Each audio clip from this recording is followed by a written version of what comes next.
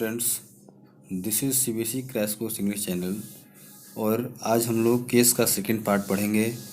और हम लोग कल ने देखने का प्रयास किया था कि केस में क्या होता है, कैसे होता है, उसका क्या कंसेप्ट है। केस का मतलब होता है कारक, और कारक जो होता है वो बेसिकली आपको समझने का प्रयास करना होगा कि हम लोग इसमें तीन तरह से पढ़ते हैं कारक को। पहला होता है नॉमिनेटिव, दूसरा होता है ऑब्जेक्टिव, तीसरा होता है possessive. N for nominative, O for objective, P for possessive. These are the three types of case. आज हम लोग अगले पार्ट में पढ़ने का प्रयास करेंगे कि पोसेसिव पढ़ रहे थे हम लोग। पोसेसिव का मतलब होता है अधिकार, मतलब इसमें क्या होता है, पोसेसिव का मतलब होता है इसमें राइट का बोध होता है। राइट का मतलब होता है अधिकार, ओके। राइट का बोध होता है, अधिकार का बोध होता है, ओके। तो यहाँ पे दिया हुआ यह नवेंदु की पेंसिल है। This is Navendu's pencil. ये मतलब क्या दिखा रहा है कि यहाँ पे अधिकार जो है पेंसिल पर नवेंदु का है।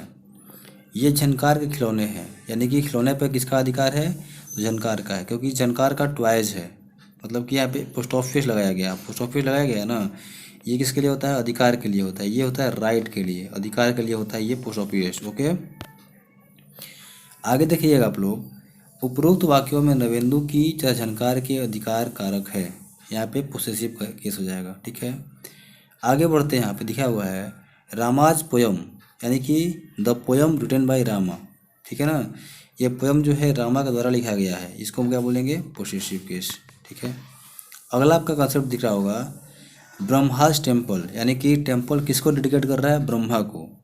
डार्विन्स थ्योरी, थ्योरी किसको द्वारा डेवलप किया गया है, तो डेवलप किया गया है आपको डार्विन के द्वारा। तो हो जाएगा थ्योरी डेवलप बाय डार्विन। तो ये सब कंसेप्ट आपका पोसेसिव केस का हो जाएगा, ठीक है। आगे हम लोग बढ़ने का प्रयास करते हैं। अगला कंसेप्ट आपका है possessive case are used with. Possessive case का इस्तेमाल जो है किसके साथ कहाँ पे होता है।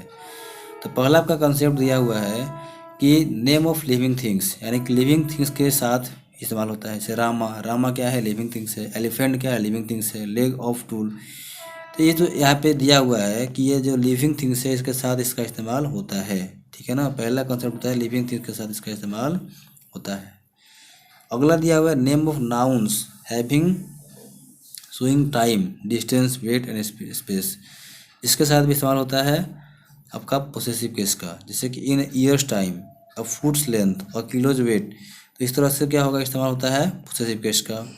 अगला कॉन्सेप्ट आपका है नेम ऑफ पॉलिटिकल पार्टीज, यानी कि पॉलिटिकल पार्टीज के साथ भी इस्तेमाल होता है पोस्ट ऑफिस का, यानी कि पोसेसिव केस का। जैसे ग्रुप्स लीडर, इंडियाज रिवर, तो यहाँ पे लिया हुआ है पोस्ट ऑफिस, है ना। पोस्ट ऑफिस का इस्तेमाल जो है इन जगहों पे होता है। ग्रुप का लीडर, इंडिया की नदी, यानी कि का और की का इस्तेमाल होता है, उसको बोलते हैं अधिकार। नेम ऑफ पोस्टिफाइड थिंग्स, है ना। पोस्टिफाइड थिंग्स के साथ भी इस्तेमाल होता है इसका, जैसे nature's law, India's hero, sun's rays, world population. मतलब मुख्य रूप से यहाँ पर दिया हुआ कि पोस्ट ऑफिस का इस्तेमाल जो होता है वो क्या होता है, पोसेसिव केस को शो करता है।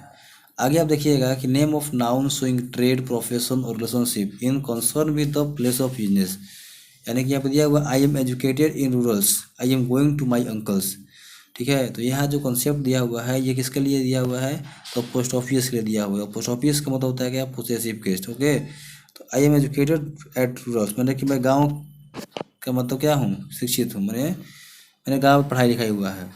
I am going to my uncle's, मैं अंकल के पास जा रहा हूँ, मतलब कि यहाँ पे अधिकार का बोध हो रहा है, ठीक है। यहाँ पर सबसे इम्पोर्टेंट कॉन्सेप्ट दिया हुआ है क्या, कि apostrophe is not used for possession of pronoun, है ना।